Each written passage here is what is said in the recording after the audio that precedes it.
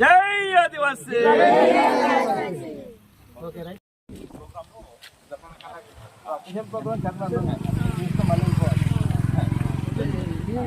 Just limited peoples కనుక ఈరోజు మిమ్మల్ని కూడా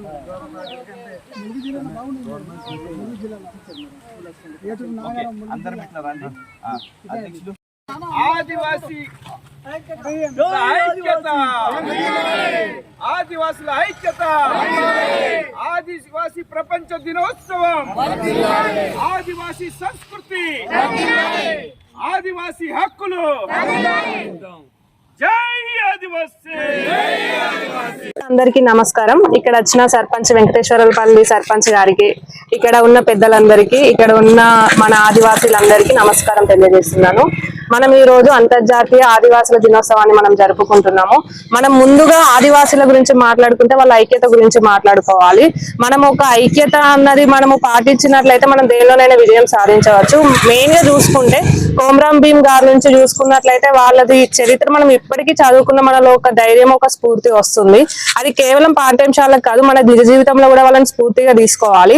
ఇప్పుడు ఆదివాసీలకు ఉన్న ఏవైతే హక్కులు ఉన్నాయో, ఏవైతే ఐక్యరాజ్య సమితి కానీ ఏదైతే చట్టాలు హక్కులు ఇచ్చినారో మేము వాటిని ఎప్పుడు కాపాడడానికి ప్రయత్నిస్తాము.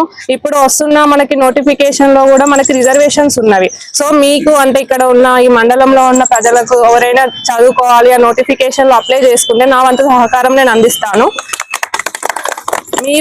మీరు గ్రామంలో ఉన్న ఎవరైనా అంటే మీకు అవగాహన లేనట్లయితే ఇప్పుడు ఎస్పీసీ కానిస్టేబుల్ నోటిఫికేషన్స్ పడ్డవి. మీరు ఎవరైనా మీ పిల్లల్ని అందులో కానిస్టేబుల్ ఉద్యోగానికి కానీ ఎస్ఐ ఉద్యోగానికి కానీ మీరు పంపించాలనుకున్నట్లయితే మీకు ఒకవేళ ఏదైనా అవగాహన లేకపోతే ఎగ్జామ్ కి ఎట్లా ప్రిపేర్ కావాలి అంటే నాకు తప్పకుండా చెప్పండి, నేను నా వంతు హెల్ప్ చేస్తాను. మెయిన్ మీరు ఎవరైతే అంటే మీ హక్కులు ఉన్నవో అవి హరించబడితే మాకు ఖచ్చితంగా మాకు వచ్చి కంప్లైంట్ ఇవ్వండి, ఫోన్ చేసి తెలిపినా చాలు. నేను దానిపైన ప్రాపర్ ఎంక్వైరీ చేసి మీకు నా వంతు సహకారాన్ని అందిస్తాను.